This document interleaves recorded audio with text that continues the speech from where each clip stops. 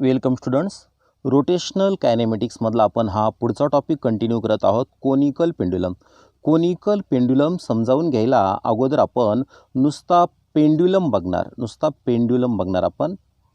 पेंड्युलमच्या नंतर बघणार आपण काय, सिंपल पेंड्युलम, आणि सिंपल पेंड्युलमच्या नंतर बघणार आपण कोणता, कोनिकल पेंड्युलम.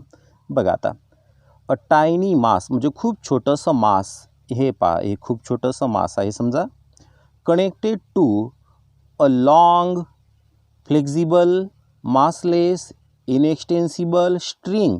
म्हणजे कोणत्या स्ट्रिंगला हे मास बांधायचं आहे, ती स्ट्रिंग लॉंग पाहिजेत आहे. हे बघा, समजा लॉंग असेल. फ्लेक्झिबल म्हणजे आपण याला जसं वाकवलं तसं वाकेल, फ्लेक्झिबल. मासलेस, याचं तुम्ही वजन केलं तर जवळपास ते खूपच कमी असेल, नसेल जवळपास असं समजून घ्या, मासलेस.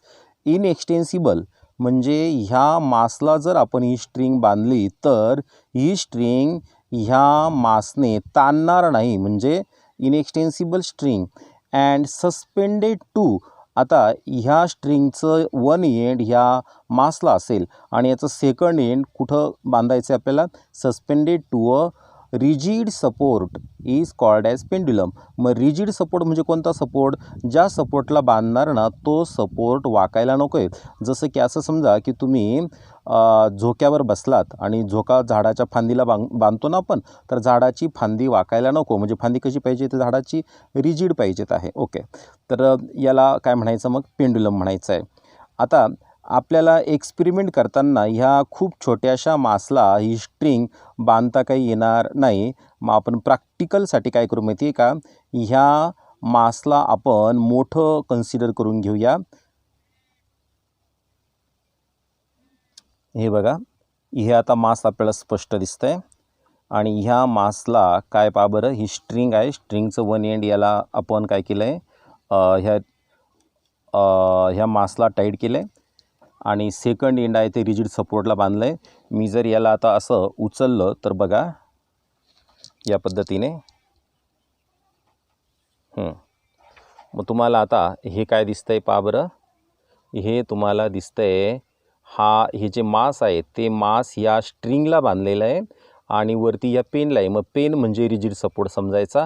ही स्ट्रिंग आहे आणि खाली काय आहे, जे मास आहे त्याला बॉब म्हणायचं. मग हा झाला काय, पेंड्युलम. काय म्हणायचं याला, पेंड्युलम. आता बघायचं आपल्याला सिंपल पेंड्युलम. सिंपल पेंड्युलम म्हणजे काय, मग if the string is made to oscillate, जर आपण स्ट्रिंगला काय केलं, ऑसिलेट केलं, in a single vertical plane, उभ्या प्लेनमध्ये, उभ्या प्रतलामध्ये ऑसिलेट केलं, then it is a simple pendulum. बघा आता, आता तुम्हाला काय दिसतंय बघा इकडे, हा आता पेंड्युलम आहे. आपण आता हे पेंड्युलमचं सिंपल पेंड्युलम करणार आहोत. आता हे मास काय व्हायला लागलं पहा बरं, ऑसिलेट व्हायला लागलं, बरोबर. ही स्ट्रिंग ऑसिलेट होते. मग ऑसिलेट होताना कशी ऑसिलेट होतोय, ती व्हर्टिकल प्लेनमध्ये ऑसिलेट होते. मग आता व्हर्टिकल प्लेनमध्ये ऑसिलेट होत असताना याला म्हणायचं आहे सिंपल पेंड्युलम. काय म्हणायचं आहे, सिंपल पेंड्युलम. पुन्हा एकदा, if the string is made to oscillate, स्ट्रिंगला ऑसिलेट केलं in a single vertical plane, single vertical प्लेनमध्ये, then it is a simple pendulum. मग त्याला म्हणायचं सिंपल पेंड्युलम. आणि आता आपण जाणार आहोत कोनिकल पेंड्युलमकडे. बघा, if the string moves along the surface of right circular cone, म्हणजे स्ट्रिंगला आपल्याला कसं मूव्ह करायचं आहे, राईट सर्क्युलर कोनवरती मूव्ह करायचं आहे. बघा, तुमच्यासमोर एक कोनची फिगर दिसते आणि हा कोन कसा आहे माहिती आहे का, व्हर्टिकल आहे, राईट अँगल आहे, म्हणजे उभा आहे ठेवलेला तो. तर याचा सरफेस आहे कोनचा. बघा, हा कोनचा काय झाला, सरफेस. हा इकडे कोनचा काय झाला, सरफेस. म्हणजे असं समजा की ह्या पद्धतीने त्याचा काय असेल, सरफेस असेल.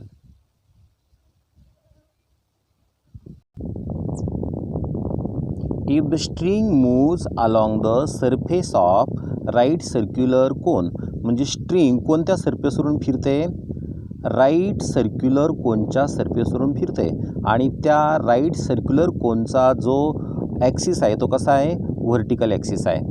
And the point object perform uniform horizontal circular motion. Point object म्हणजे कोण मग? समजा उदाहरणार्थ आपण याला काय मानलं, पॉईंट ऑब्जेक्ट मानलं आणि हा पॉईंट ऑब्जेक्ट आता कसा फिरणार आहे, युनिफॉर्म हॉरिझॉन्टल सर्क्युलर मोशनमध्ये फिरणार आहे. बघा आता ह्या फिगरमध्ये जर बघितलं तुम्ही, आता असं समजा आपण जो पेन घेतला होता ना, तो हा रिजिड सपोर्ट आहे आणि स्ट्रिंग जी होती ना ती असं समजा ही काय आहे, स्ट्रिंग आहे आणि स्ट्रिंगला आपण टाईट केलेलं मास समजा बी या ठिकाणी असेल आणि स्ट्रिंग आपण ह्या पद्धतीने जर फिरवली, कोणत्या पद्धतीने, अलॉंग द सरफेस ऑफ काय, राईट सर्क्युलर कोनच्या सरफेसवरून फिरवली स्ट्रिंग. एकदा इकडे असेल, नंतर फिरत फिरत फिरत स्ट्रिंग कशी असेल, परत अशी असेल ह्या पद्धतीने. तसं फिरवल्याच्या नंतर तुम्हाला दिसतं आहे की हे जे मास आहे ते कोणत्या पाथने फिरतं आहे, सर्क्युलर पाथने. आणि हा सर्क्युलर पाथ कसा आहे, हॉरिझॉन्टल सर्कल आहे आणि हॉरिझॉन्टल सर्कल असून महत्त्वाचं म्हणजे युनिफॉर्म हॉरिझॉन्टल सर्क्युलर मोशन, म्हणजे युनिफॉर्म सर्क्युलर मोशन आहे ती, नॉन युनिफॉर्म नाही आहे.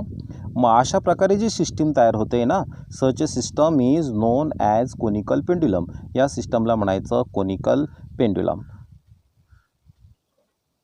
बघा समोर आता समजा हे काय आहे, सिंपल पेंड्युलम आहे. आता आपण याला कोनिकल पेंड्युलम करायचं का? बघा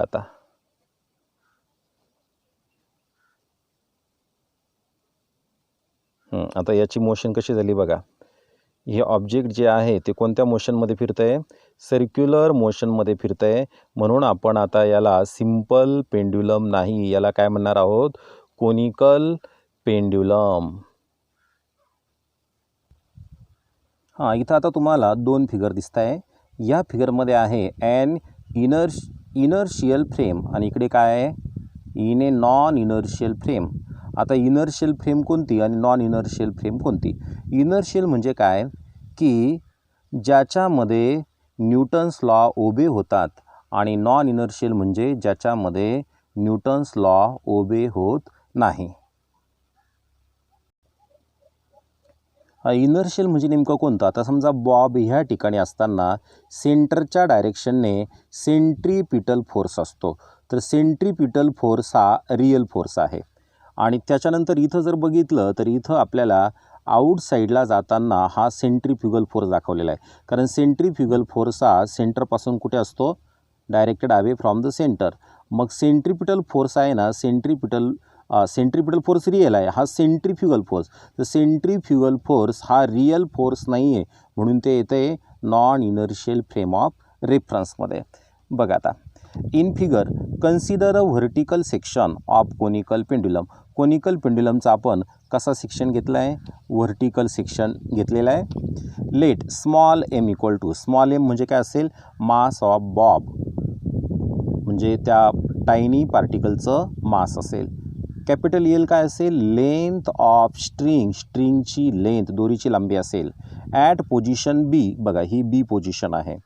देर are two forces acting on बॉबवरती दोन फोर्सेस ॲक्ट होतात. पहिला फोर्स म्हणजे कोणता, डाऊनवर्ड डायरेक्शनला काय असतं, वेट असतं.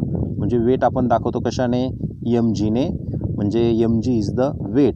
आणि सेकंड फोर्स कोण आहे, टेन्शन इन द स्ट्रिंग. बघूया आपण आता. पहिला फोर्स आहे वेट एम जी. वेट कसा आहे, acting vertically downwards, weight acting vertically downward. इकडे पण पाहिलं acting vertically downward. Second force आहे टेन्शन T0. टेन्शन कसं आहे, ॲक्टिंग अलॉंग द स्ट्रिंग. बघा ही स्ट्रिंग आहे ना, तर ॲक्टिंग अलॉंग द स्ट्रिंग, पण डायरेक्शन कुठे आहे त्याची, कुठे, सपोर्टकडे. सपोर्टकडचा कोणता पॉईंट आहे, हा ए पॉईंट आहे.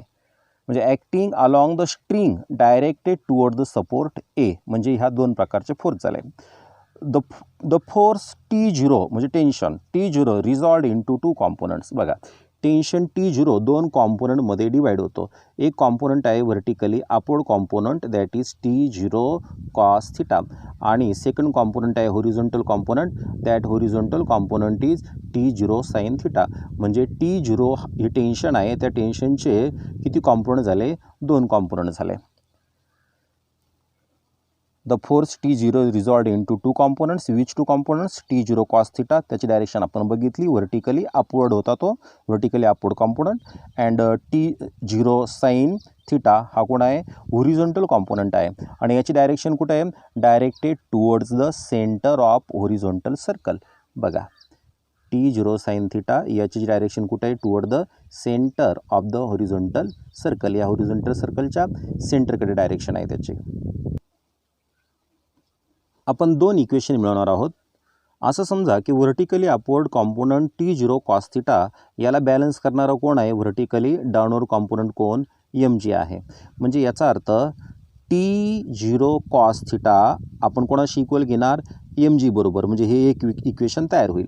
त्याच्यानंतर सेकंड बघा, सेंटरच्या डायरेक्शनने कोण आहे, T0 साइन थिटा.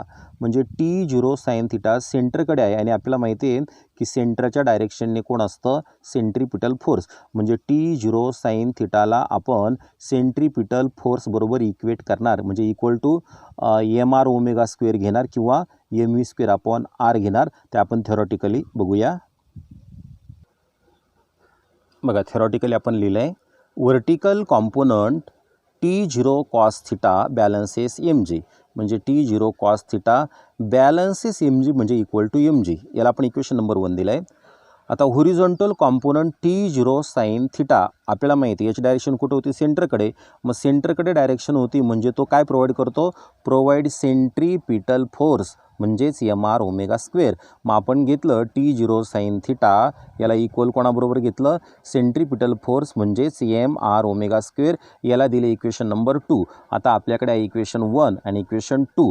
आपण आता काय करणार, इक्वेशन 2ला इक्वेशन 1ने डिवाइड करणार. म्हणजे 2ला 1ने डिवाइड करणार म्हणजे T0 साइन थिटाला आपण T0 कॉस थिटाने डिवाइड करणार. मग T0ला डिवाइड T0 केला तर कट होईल आणि साईनला डिवाइड कॉस केला तर इथं आपण लिहिलं तसंच sine theta upon cos theta equal to आता mr ओमेगा स्क्वेअरला डिवाइड mg केलं तर हा इथला m कट होईल म्हणजे r ओमेगा स्क्वेअरला डिवाइड फक्त काय राहील, g राहील. बघा r ओमेगा स्क्वेअर त्याला डिवाइड g. आता आपल्याला ओमेगा स्क्वेअरची व्हॅल्यू जर काढायची ठरली तर काय करावं लागेल माहीत आहे, हा डिवाइड जी इकडे येताना साईनला मल्टिप्लाय होणार. बघा साईनला मल्टिप्लाय झाला जी बरोबर. त्याच्यानंतर आर हा मल्टिप्लाय ओमेगा स्क्वेअरला, तो इकडे येताना डिवाइड होईल म्हणजे इथं येईल तो, म्हणजे कोणाला मल्टिप्लाय होईल, तो कॉसला मल्टिप्लाय होईल. मग कॉसला मल्टिप्लाय होताना आर आपल्याला दिसतोय म्हणजे या ओमेगा स्क्वेअरची व्हॅल्यू आपल्याला मिळाली जी sine theta upon r cos theta. आता ओमेगा स्क्वेअर आहे taking square root on both side. Omega स्क्वेअरचं रूट ओमेगा घेतला आपण आणि राईट साईडला फक्त आपण स्क्वेअर रूट देऊन टाकलं.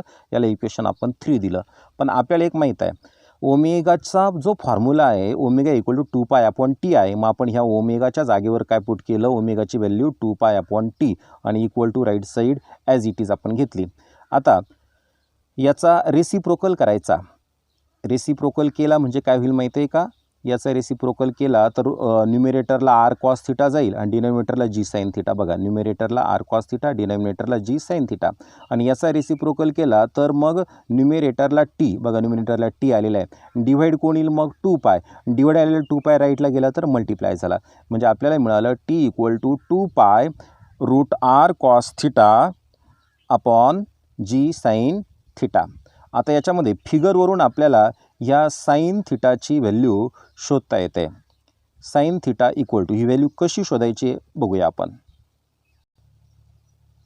या फिगरमध्ये पाहता हा थिटा म्हणजे सेमी व्हर्टिकल अँगल आहे, म्हणजे अर्धा अँगल आहे तो फक्त व्हर्टिकल बरोबर झालेला. आणि इथं ही रेडियस आहे या सर्क्युलर हॉरिझॉन्टल सर्कलची आणि हा सेंटर आहे. इथं आपल्याला राईट अँगल ट्रायंगल दिसतो. बघा इथून सरळ खाली आलेला आहे हा आणि इथं राईट अँगल झालेला आहे. आणि राईट अँगल झाल्यामुळे आपण साईनचा ट्रिग्नोमेट्रिक रेशो कसा वापरू शकतो बघा इकडे. जर आपण काय घेतलं, साइन थिटा घेतला, मी इथं लिहिलं साइन थिटा इक्वल टू, मग इथं थिटाच्या अपोजिट साईड म्हणजे अपोजिट साईड आपण हायपोटेन्यूस, अपोजिट कोण येणार आर, मी इथं लिहिलं मी opposite r divided by hypotenuse कोण आहे, मग इथं लेंथ ऑफ द स्ट्रिंग म्हणजे एल आहे. मग इथं मी हा एल लिहिला. आणि आपल्याला जर आता समजा आरची व्हॅल्यू जर काढायची असली तर आपण आर कसा काढू शकतो, मग R equal to sine theta into L किंवा एल इंटू साईन थिटा, म्हणजे काय झालं ते एल साईन थिटा. म्हणजे आपण त्या फॉर्म्युल्यात साईन थिटाची पण व्हॅल्यू पुट करू शकतो आणि आरची पण व्हॅल्यू पुट करू शकतो. आपण आरची पुट करू समजा, म्हणजे आरच्या जागेवर काय लिहावं लागेल आपल्याला, एल साईन थिटा. बघा फिगरवरून आपण बघितलं की साईन थिटा म्हणजे अपोजिट साईड, आपण हायपोटेन्यूस अपोजिट कोण होतं आर आणि हायपोटेन्यूस कोण होता एल. म्हणजे साईन थिटाची व्हॅल्यू आपण आर अपॉन एल, म्हणजे इथं साईन थिटाच्या जागेवर आर अपॉन एल पुट करू शकतो आपण, किंवा आरची व्हॅल्यू ह्या ठिकाणी पुट करू शकतो आरच्या जागेवरती. मग आरची व्हॅल्यू घेताना एल इकडे मल्टिप्लाय करून काय झाला L sine theta, R equal to L sine theta. मग आता बघा इकडे हा फॉर्म्युला ॲज इट इज मी खाली घेतला आहे, फक्त हा स्मॉल आर आहे तिथं लिहिलं एल साईन थिटा आणि बाकीचं कॉस थिटा अपॉन जी साईन थिटा जसल्या तसा आहे. आता हा साईन थिटा आणि हा साईन थिटा कट केला तर इथं उरेल एल आणि पुढचा उरेल कोण कॉस थिटा आणि इथला राहील फक्त कोण जी राहील. म्हणजे आपल्याला टी इक्वल टू मिळालं 2 pi root L cos theta upon g. आणि टी म्हणजे कोण आहे, T is the period of काय रिव्हॉल्युशन. म्हणजे ह्या फॉर्म्युल्याला आपल्याला काय मिळालं, period of revolution. That means this gives period of revolution. Now frequency of revolution is given by. मग फ्रिक्वेन्सी कशी देता येते आपल्याला माहिती आहे की frequency is the reciprocal of the काय पिरियड, म्हणजे n equal to 1 upon T आहे. मग आपण काय केलं आता एन इक्वल टू ही टीची व्हॅल्यू दिसते आपल्याला, पण आपल्याला 1 अपॉन टीची टाकायची ना, म्हणजे रेसिप्रोकल करायचा. मग याचा रेसिप्रोकल केला तर 2 पायचा रेसिप्रोकल 1 अपॉन 2 पाय आणि रूटमध्ये जे दिसतंय एल कॉस थिटा अपॉन जी त्याचा रेसिप्रोकल जी अपॉन एल कॉस थिटा. म्हणजे आपल्याला हा मिळाला कोणाचा फॉर्म्युला, फ्रिक्वेन्सीचा फॉर्म्युला. आपण आता एक्झाम्पल बघणार आहोत. बघा आता एक्झाम्पल घेण्यासाठी काय करायचं आहे, असं समजा हे एक काय व्हर्टिकल रॉड आहे बरोबर. या व्हर्टिकल रॉडला परत दुसरा ह्या पद्धतीने एक होरिझॉन्टल रॉड आपण असा बसवला आणि ह्या होरिझॉन्टल रॉडला परत ह्या बाजूने ह्या पद्धतीने एक रॉड सस्पेंड केला, इकडून पण असा एक रॉड सस्पेंड केला आणि आता हा जो सेंटरचा जो रॉड आहे ना तो रॉड आपण काय केला रोटेट करायला सुरुवात केली. रोटेट करायला सुरुवात केल्यावरती इथला रॉड जो असा व्हर्टिकल होता ना, जसजसं स्पीड वाढेल ना तसा हा रॉड कुठे जाईल, असा बाहेरच्या बाजूला जात राहील, बाहेरच्या बाजूला जात राहील. ह्या पद्धतीने तो रॉड बाहेर सरकेल. म्हणजे इथं बघा इथं व्हर्टिकल आपल्याला दिसते, डॉटेड लाईन आहे व्हर्टिकलची.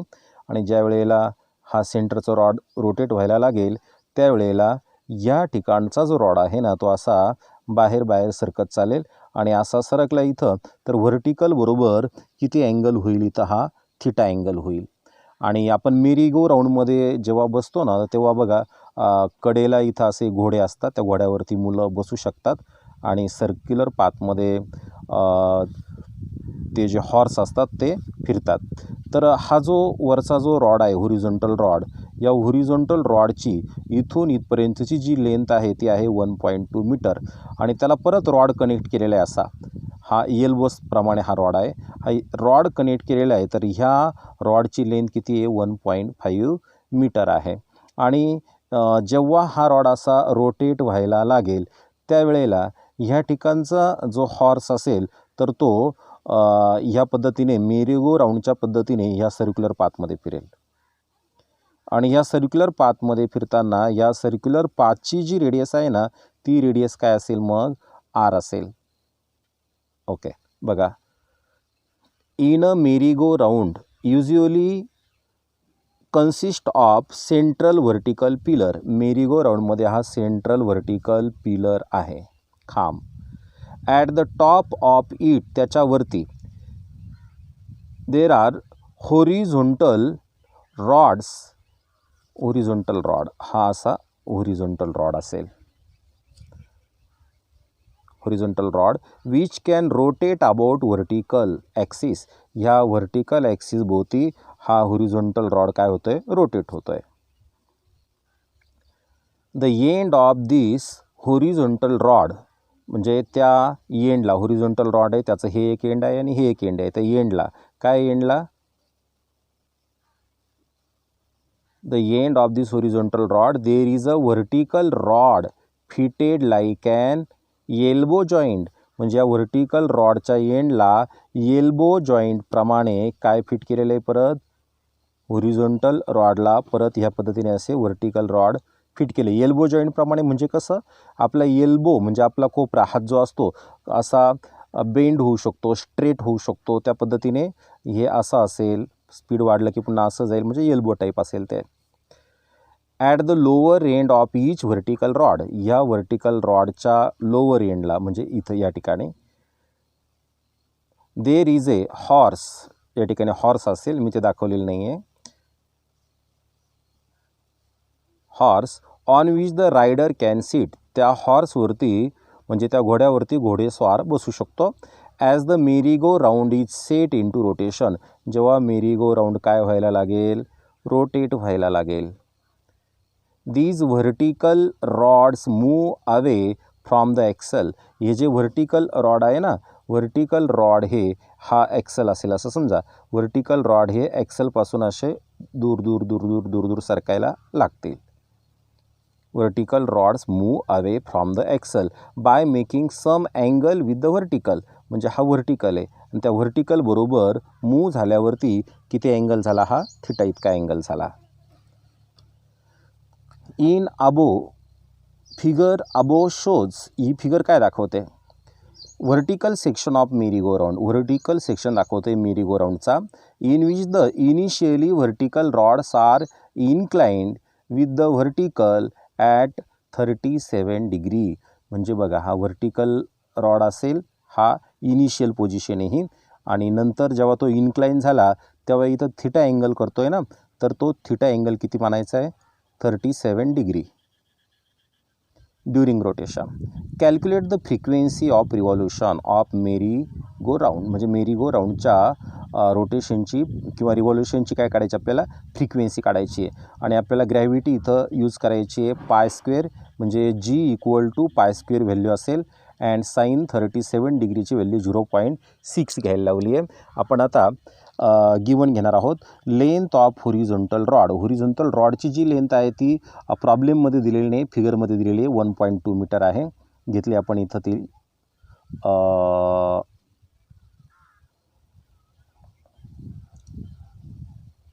2.1 मीटर आहे. इथं चुकलं आहे, ते 1.2 मीटर नव्हे, ते 2.1 मीटर पाहिजेत. Length of initially vertical rod, initially vertical म्हणजे काय, सुरुवातीला इथला रॉड व्हर्टिकल होता, तर त्याची लेंथ किती दिलेली ती 1.5 मीटर, 1.5 मीटर फिगरमध्ये दिलेलं आहे ते. आणि थिटा 37 डिग्री. आता बघा, radius of horizontal circular motion, horizontal circular मोशनची रेडियस काढायची. तर रेडियस कशी येईल पायाकडे, आता असं समजा इथून इथपर्यंतचं डिस्टन्स म्हणजे याच्याशी इक्वल येईल.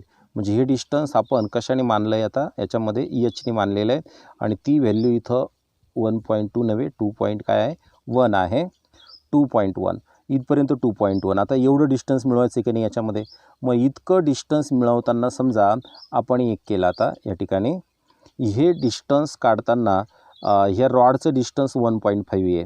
या थिटाच्या हा कोणता, ही थिटाची कोणती साईड आहे, अपोजिट साईड आहे. मग या अपोजिट साईड समजा आपण काय मानली, एक्स मानली, तर अपोजिट साईड आपण हायपोटेन्यूसचा साईनचा रेशो होईल. पहा मी इथं मांडतो ते, sine theta equal to opposite side means X upon hypotenuse means हे आपण व्ही मानलेलं आहे, व्ही मानलेलं आहे, म्हणजे sine theta equal to X upon V झालं. आणि हा डिवाइड व्ही इकडे आला तर काय होईल, मल्टिप्लाय होईल, म्हणजे काय होईल ते व्ही साईन थिटा, कोणाची व्हॅल्यू होईल, एक्सची म्हणजे इथून इथपर्यंतचं अंतर, इथून इतकं झालं एच, आणि एचमध्ये हे पुढचं एक्स मिळवायचं, म्हणजे एचमध्ये एक्स म्हणजे कोण मिळवायचं, व्ही साईन थिटा मिळवायचं. बघा इकडे एचमध्ये काय मिळवायचं, व्ही साईन थिटा, आणि थिटाची व्हॅल्यू 37 डिग्री आहे. मग आपण आता एचची व्हॅल्यू 2.1 पुट केली आहे, त्याच्यानंतर व्हीची व्हॅल्यू 1.5 आहे, आणि साईन 37 डिग्रीची व्हॅल्यू दिलेली 0.6 दिलेली आहे. तर 2.1 1.5ने 0.6ला मल्टिप्लाय केलं, 0.90 हा प्रॉडक्ट येतो, आणि दोघांची ॲडिशन केली 2.1ची 0.90ची, तर ती ॲडिशन होते 3 मीटर. म्हणजे याचा अर्थ 3 मीटर काय मिळालं आपल्याला, बघा इथून कुठपर्यंतची, इथपर्यंतची रेडियस मिळाली आपल्याला 3 मीटर. Tension along the inclined rod T, जो इन्क्लाइंड रॉड म्हणजे असा तिरपा आहे तो, इन्क्लाइंड रॉड टी वरती असणारं जे टेन्शन आहे ते टेन्शन आपण टी मानलं तर आपल्याला सर्वांना आता ही फिगर माहीत झालेली आहे की व्हर्टिकली डाऊनवर्ड एम जी असतो नेहमी, आणि टेन्शनचे दोन कॉम्पोनंट जे असतात त्यातला अपवर्ड असतो टी कॉस थिटा, होरिझॉन्टल असतो T sine theta. T cos theta M जीला बॅलन्स करतो, त्यावरून आपण लिहिलं T cos theta equal to M G. And हा सेंटरच्या डायरेक्शनने टी साइन थिटा तो सेंट्रिपिटल फोर्स प्रोव्हाइड करतो, म्हणजे T sine theta equal to centripetal force म्हणजे एम आर ओमेगा स्क्वेअर. आणि हा एम आर आपण लिहिला आणि ओमेगाची व्हॅल्यू 2 पाय एन पुट केली, ओमेगाचा स्क्वेअर म्हणजे 2 पाय एनचा स्क्वेअर झाला, 2चा स्क्वेअर 4, पायचा स्क्वेअर पाय स्क्वेअर, एनचा स्क्वेअर एन स्क्वेअर. हा 4 पाय स्क्वेअर आपण इकडे समोर घेतला, नंतर हा एम घेतला आहे, त्याच्यानंतर आर घेतला आहे आणि उरलेला हा एन स्क्वेअर आहे. म्हणजे मग T sign थिटाची value 4 pi square M R N square इतकी मिळाली आपल्याला. आता आपण टी साइन थिटाला टी कॉस थिटाने डिवाईड करू, म्हणजे ह्या सेकंड इक्वेशनला आपण फर्स्टने डिवाईड जर केलं तर टीला डिवाईड टी केला कट होऊन जाईल, साईनला डिवाईड कॉस केला तर काय होईल टॅन होईल, आणि 4 pi square M R N square याला डिवाईड कोण होईल एम जी होईल. यातला इथला एम आणि इथला एम कट होईल, इथं उरलेलं फक्त 4 pi square R N square, 4 pi square R N square, आणि इथे उरेल जी म्हणजे डिवाईड आला जी. आणि आपल्याला फ्रिक्वेन्सी काढायची ना, मग एन स्क्वेअरची व्हॅल्यू काढायला जी डिवाईड आहे इकडे टॅनला मल्टिप्लाय होणार, झाला मल्टिप्लाय जी टॅन थिटा. त्याच्यानंतर 4 पाय स्क्वेअर आर मल्टिप्लाय तो डिवाईड होणार, म्हणजे 4 पाय स्क्वेअर आर झाला डिवाईड, म्हणजे एन स्क्वेअरची व्हॅल्यू आपल्याला या पद्धतीने मिळालेली आहे. मग एन स्क्वेअर इक्वल टू काय मिळालं बघा, जी टॅन थिटा, जी टॅन थिटा मिळाला आहे. 4 pi square R, 4 pi square R, ती स्टेप तशीच घेतली गेली आहे. तर मग टेकिंग स्क्वेअर रूट ऑन काय बोथ साईड, दोन्ही साईडला स्क्वेअर रूट जर घेतलं तर एन इक्वल टू, आता इथं एक बघा आपल्या प्रॉब्लेममध्ये दिलेलं आहे की जीची व्हॅल्यू पाय स्क्वेअर घ्या, म्हणजे याचा अर्थ जी आणि पाय स्क्वेअर इक्वल आहे ना, म्हणजे हा इथला जी आणि पाय स्क्वेअर इक्वल असल्यामुळे कट होतील, उरेल फक्त वरती टॅन थिटा आणि खाली उरेल फक्त 4 आर, म्हणजे टॅन थिटा उरेल 4 आर उरेल, पण एन स्क्वेअर आहे ना, मग टेकिंग स्क्वेअर रूट केलं तर फक्त एन येईल, आणि उरलेलं जे होतं टॅन थिटा अपॉन 4 आर त्याचं रूट घेतलं, root tan theta upon 4 R. आता थिटाची व्हॅल्यू पुट केली आपण 37 डिग्री दिलेली आहे ती, आणि आर म्हणजे रेडियस आपण मिळवली 3 आली होती, इथं 3 पुट केलं, 4 आणि 3चा प्रॉडक्ट 12 झाला. टॅन 37 डिग्रीची जी व्हॅल्यू आहे ती आपण लॉग टेबलमध्ये बघितली तर 0.75 आहे. मग आपण काय केलं बघा इकडे आता 3ने डिवाईड केलं, 3ने भाग दिला 75ला, 25 येऊन जाईल, म्हणजे 75ला डिवाईड केलं 25 आलं, आणि 12ला 3ने डिवाईड केलं तर 4 येणार आहे. मग हा पॉईंट 2ने आपण राईटला सरकवला तर 25 होणार, आणि 4चा पॉईंट राईटला सरकवला 2ने तर मग हा 400 होणार. मग 25 आपण 400, 25 1 जार 25, आणि 400ला डिवाईड केलं 25ने तर 16 येतं, 1/16चं रूट 1/4 येतं, म्हणजे यांची व्हॅल्यू आपल्याला मिळाली 1/4, 1/4 म्हणजे 0.25, आणि फ्रिक्वेन्सीचं युनिट आहे revolution per second. Next problem आता आपल्याला बघायचा आहे. पुढचा प्रॉब्लेम आपण घेण्या अगोदर एक प्रॅक्टिकली समजून घेणार आहोत. असं समजा मी एका ह्या पाटीमध्ये, म्हणजे शिबल्यासारखी ही पाटी आहे, ह्या पाटीमध्ये सेंटरला मी एक बॉल घेतलेला आहे, बरोबर ना, आणि ह्या पाटीचं वैशिष्ट्य कसं आहे, वरती येताना बघा समजा हा बॉल या ठिकाणी आहे सेंटरला, तर हा बॉल इथून फिरतोय ह्या पद्धतीने, तर रेडियस कमी आहे. जसा जसा बॉल आपण ही जर पाटी जर फिरवली, बघा इकडे लक्ष द्या, पाटी फिरवली अशी या पद्धतीने, पाटी फिरवल्यानंतर काय होते पहा बरं, बॉल सर्क्युलर पाथमध्ये फिरतोय, आणि जर मी ह्या पाटीच्या फिरवण्याचा जो वेग आहे तो जर वाढवला तर सर्कलची काय वाढते बरं, रेडियस वाढते, आणि मी जर जास्त वेग वाढवला ना तर हा जो बॉल आहे तो वरती येत राहील, आणि स्पीड जास्त वाढलं तर तो ह्या पाटीतून बाहेर जाईल, बघत राहा बाहेर जाईल, मी speed वाढवतोय,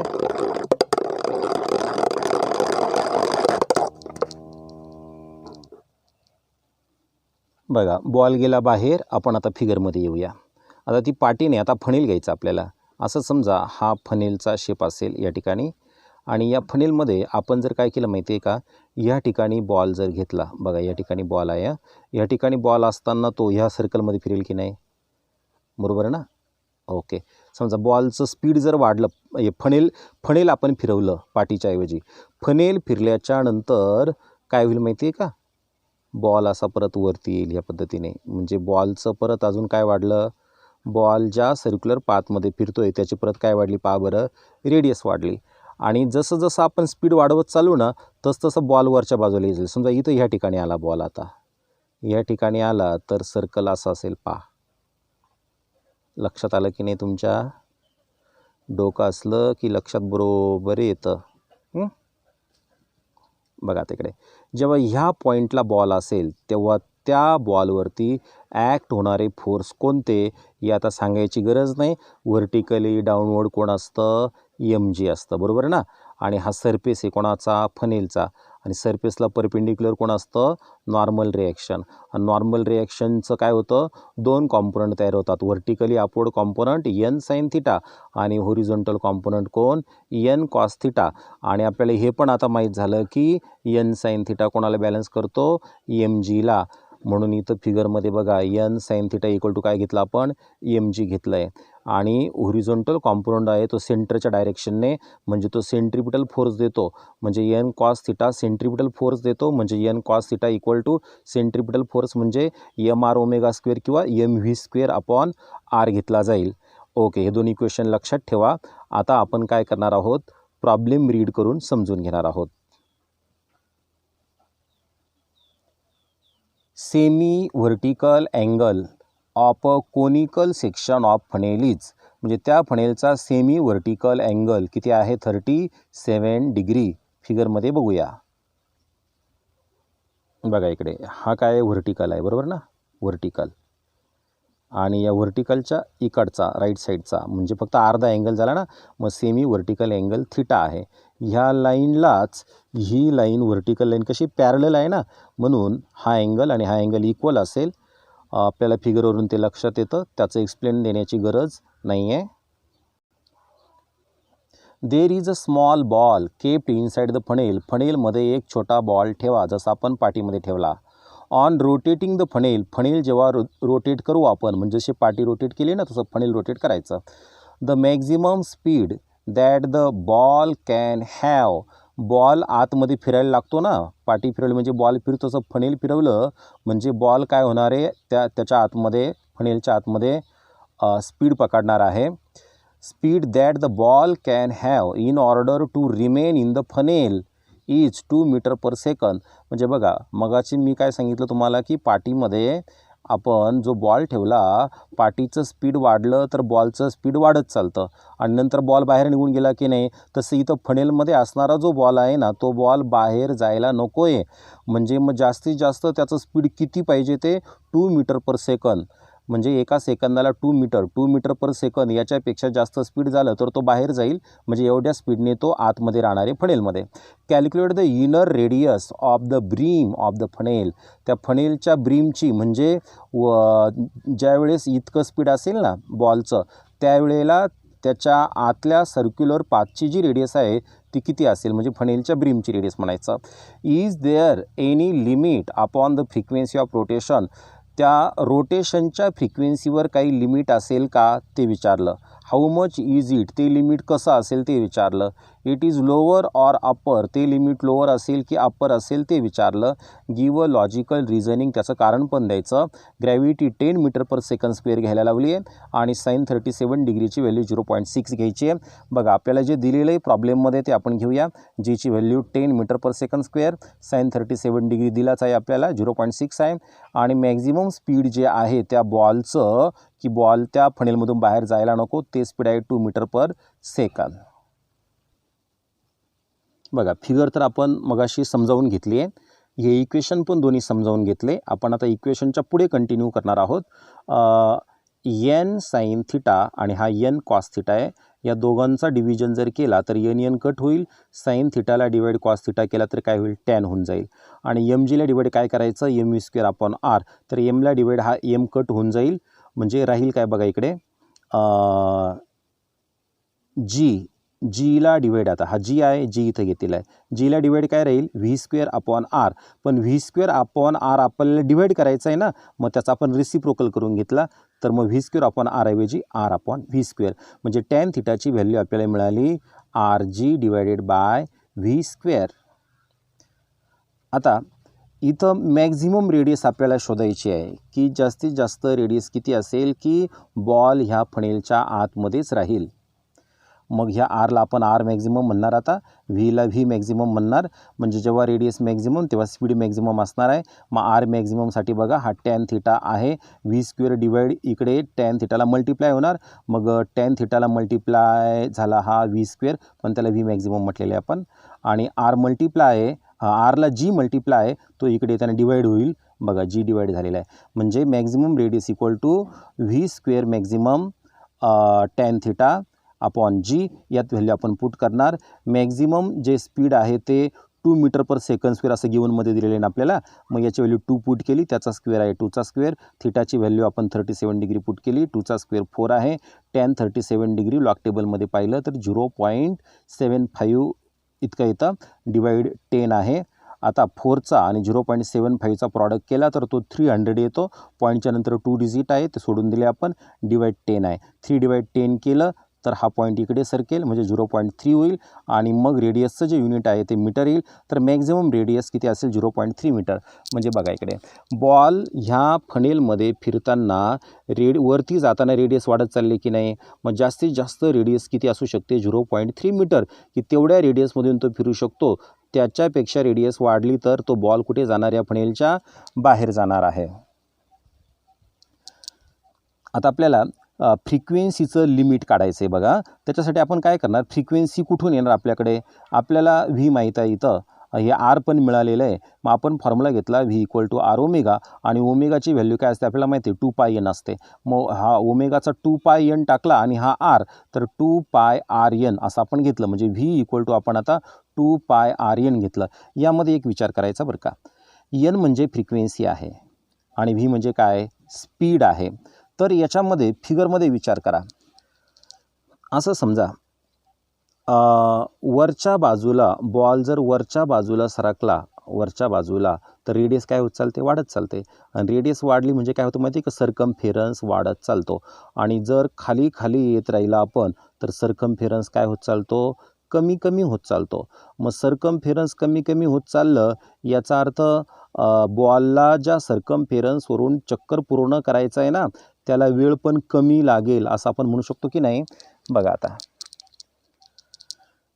if we go the lower limit of the स्पीडचं आपण लोअर लिमिट केलं. लोअर लिमिट म्हणजे काय, स्पीड कमी कमी करत गेलो आपण तर आपण असं खाली खाली येऊ की नाही, खाली खाली येऊ, स्पीड कमी करत गेलं म्हणजे, आणि खाली खाली येत गेलो तर स्पीड कमीत कमी किती होणार आहे, 0 तर करायचं नाही आहे, पण 0च्या जवळ न्यायचं आपल्याला, म्हणजे v टेंड्स टू 0, व्हीची किंमत जवळजवळ 0 नाही, जवळजवळ 0, आणि आर टेंड्स टू, जर व्हीची किंमत जवळजवळ 0 झाली तर ज्या सर्कलमध्ये, म्हणजे स्पीड जर जवळजवळ 0 झालं तर ज्या सर्कलमध्ये तो बॉल फिरणार आहे त्याची रेडियस पण जवळजवळ काय पकडा, 0 पकडा, 0 नाही जवळजवळ 0. बघा आता, but the frequency n increases, पण फ्रिक्वेन्सी n काय होते, इन्क्रीज होते, म्हणजे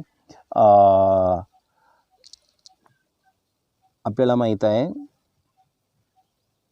युनिट टाईममध्ये किती रिव्हॉल्यूशन पूर्ण होतात त्याला काय म्हणतात, फ्रिक्वेन्सी. मग इथं फ्रिक्वेन्सी इन्क्रीज होते, म्हणजे बॉल बाहेर जातो आहे ना निघून, बॉल फनेलमधून बाहेर निघून जातो, याचा अर्थ काय, त्याचे चक्कर वाढतात ना, चक्कर वाढतात म्हणजे फ्रिक्वेन्सी वाढते आणि तो बाहेर जातो आहे. पण इथं उलटं होतं आहे बघा, स्पीड जवळजवळ 0 येतं आहे, होतं आहे, म्हणजे आपण कुठे येतो आहे, खाली येतो आहे, आणि बॉल बाहेर निघून जातो, याचा अर्थ फ्रिक्वेन्सी काय होते, वाढते. But the frequency N increases, आपण असं म्हणू शकतो बघा, हे specific upper limit is not possible in case of frequency. फ्रिक्वेन्सीच्या बाबतीत अप्पर लिमिट पॉसिबल नाही आहे. Thus practical limit on the frequency of rotation is its lower limit. म्हणजे प्रॅक्टिकल लिमिट आहे ना, ते काय आहे, लोअर लिमिट आहे. लोअर लिमिट म्हणजे काय, की फ्रिक्वेन्सी काय होणार आहे, कमीत कमी किती frequency, it will be possible for R equal to काय, आर मॅक्झिमम. म्हणजे असं समजा की आर जर मॅक्झिमम झाला म्हणजे रेडियस ही रेडियस जर मॅक्झिमम झाली तर फ्रिक्वेन्सी काय राहायला पाहिजे, कमीत कमी किती फ्रिक्वेन्सीने फिरला पाहिजे तो बॉल, कारण जास्त फ्रिक्वेन्सीने फिरल्यावर तो बाहेर निघून जाईल ना, मग बाहेर निघून जायला नको आहे, म्हणजे कमीत कमी किती फ्रिक्वेन्सीने तो फिरला पाहिजे आणि इथं पण राहिला पाहिजे. म्हणजे रेडियस पाहिजे मॅक्झिमम आणि फ्रिक्वेन्सी कमीत कमी किती असायला पाहिजेत आहे. मग फॉर्म्युला यूज करतो आहे आपण आता. असं समजा हा फॉर्म्युला पहा, V equal to 2πr n. मग एनची व्हॅल्यू काढायची जर असली आपल्याला तर 2πr व्हीला डिवाईड होईल की नाही. बघा व्हीला डिवाईड काय झालं 2πr, म्हणजे कोणाची व्हॅल्यू मिळाली एनची, पण एन कसा पाहिजे मिनिमम आणि रेडियस कशी पाहिजे मॅक्झिमम, म्हणजे वरच्या बाजूची रेडियस येणार आहे. मग वरच्या बाजूची रेडियस तर त्यावेळेस स्पीड पण कसं असेल मॅक्झिमम, कारण वरच्या बाजूला फिरायचं म्हणजे स्पीड मॅक्झिमम झालं तरच वरच्या बाजूला बॉल पोहोचतो की नाही. म्हणजे आर मॅक्झिमम असेल म्हणजे वरची रेडियस मॅक्झिमम, वरती असताना स्पीड पण काय मॅक्झिमम, आणि फ्रिक्वेन्सी अंतर वाढल्याने फ्रिक्वेन्सी खालच्यापेक्षा कशी असणार वरती मिनिमम असणार आहे, म्हणजे एन मिनिमम आहे. मग आता मॅक्झिमम स्पीडची व्हॅल्यू किती आहे 2 होती गिवनमध्ये, 2π घेतला मी आणि आर मॅक्झिमम आपण मिळवलाच आहे 0.3, इथे 0.3 पुट केला. आता बघा हा 2 कट झाला म्हणजे वरती 1 राहिला आणि पायची व्हॅल्यू पुट केली 3.14, पुढचा 0.3. या दोघांचा प्रॉडक्ट केला 3.14चा आणि 0.3चा, तो प्रॉडक्ट 0.942 इतका आला, म्हणजे 0.942 इतका आला. आणि 0.9 म्हणजे जवळपास किती समजायचं 1 समजायचं, म्हणजे ॲप्रॉक्सिमेटली इक्वल टू वरती 1, आपण हे पण जवळपास 1 आलं आणि 1/1 इक्वल टू काय येऊ शकतं 1. आणि फ्रिक्वेन्सीचं युनिट काय रिव्हॉल्युशन पर सेकंद, म्हणजे दॅट इज मिनिमम फ्रिक्वेन्सी काय असणार 1 रिव्हॉल्युशन पर सेकंद. बघा आता इथं तुम्हाला मी एक गोष्ट महत्त्वाची सांगतो आहे. समजा आपण इतर वेळेला ह्या पद्धतीने कोनिकल पेंडुलम जर घेतला असा आणि टेन्शनचे 2 पार्ट केले तर वरच्या बाजूचा पार्ट काय असतो माहिती आहे का, वरच्या बाजूचा पार्ट हा कॉस असतो आणि इकडे सेंटरकडे जाणारा पार्ट कोणता असतो साईन असतो, म्हणजे कॉम्पाऊंड साईन असतो. पण याला जर आपण उलटं केलं, कसं केलं उलटं केलं, बघ इथं फणेल म्हणजे काय कोनच्या उलटंच दिसतो की नाही, म्हणजे मग हा कॉस आणि साईन आहे ना हे इंटरचेंज होतात, म्हणजे कॉस कुठे जातो साईनच्या जागेवरती आला बघा, आणि साईन कुठे जातो कॉसच्या जागेवर, हा इथं वरती गेलेला आहे या ठिकाणी.